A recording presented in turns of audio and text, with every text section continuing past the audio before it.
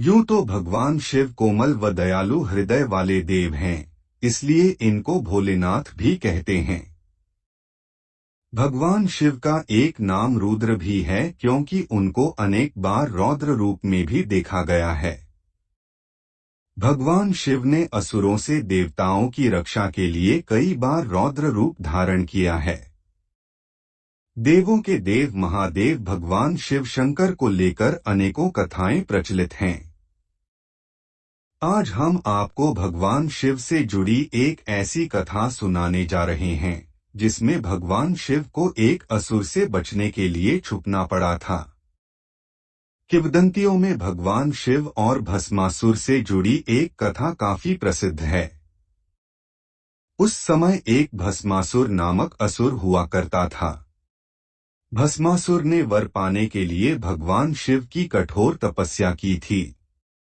भस्मासुर के अडिग ध्यान और शिव के लिए किए जा रहे तप ने कैलाश पर्वत पर बैठे शिव को भी हिला दिया।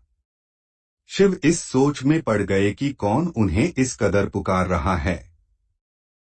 अपनी दैविक दृष्टि से शिव ने देखा कि यह कठोर तप भस्मासुर द्वारा किया जा रहा है।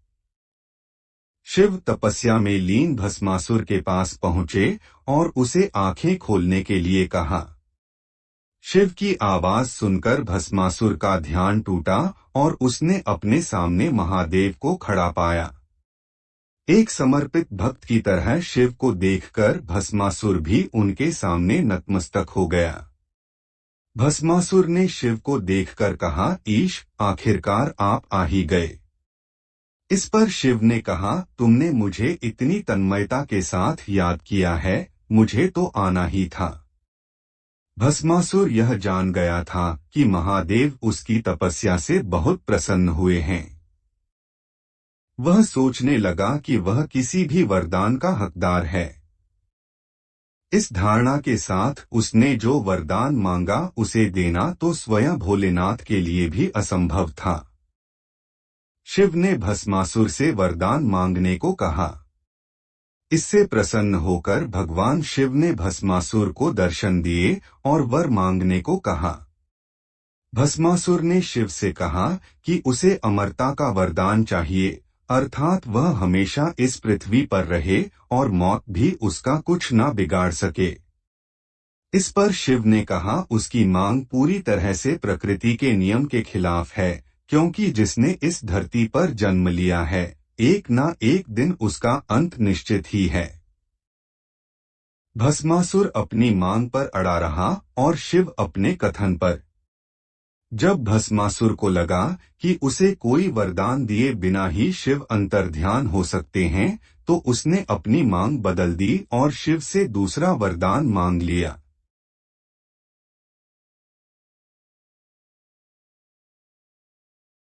भस्मासुर ने शिव से कहा कि वे उसे वरदान दें कि जब भी वह किसी के सिर पर अपना हाथ रखे तो वह व्यक्ति भस्म हो जाए। शिव ने भस्मासुर की यह बात मान ली। लेकिन भस्मासुर को यह वरदान देना शिव के लिए भी आफत बन गया। जब भस्मासुर को शिव से यह वरदान मिला कि वह जिस किसी के भी सिर पर हाथ रखेगा वह राख में बदल जाएगा, तो सबसे पहले उसने शिव को ही अपना शिकार बनाना चाहा।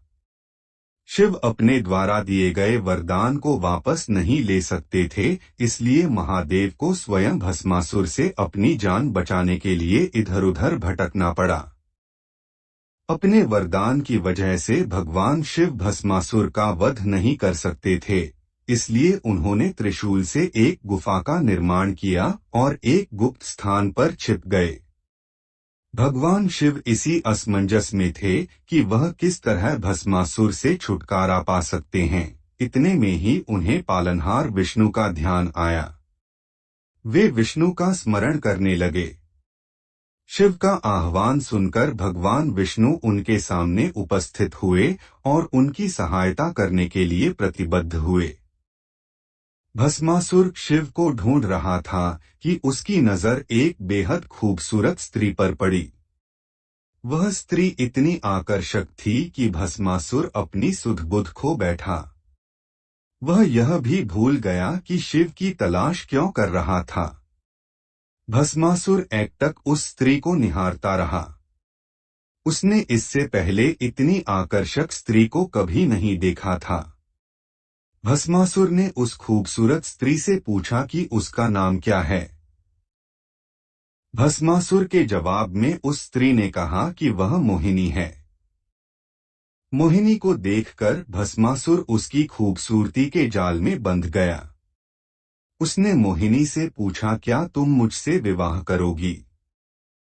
नर्तकी मोहिनी उसका सवाल सुनकर हंस पड़ी।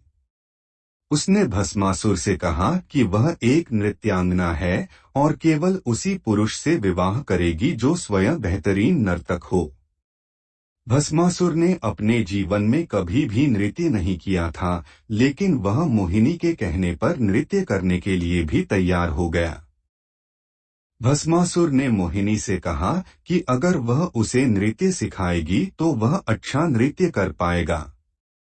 उसकी बात सुनकर मोहिनी ने कहा कि जैसे जैसे वो नृत्य करती है, वैसे वैसे वह भी उससे कदम मिलाए।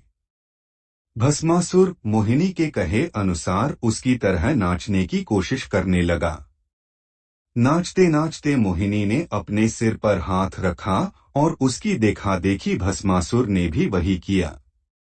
भस्मासुर यह भूल गया कि स्वयं अपने सिर पर हाथ रखने से वह भी भस्म हो सकता है।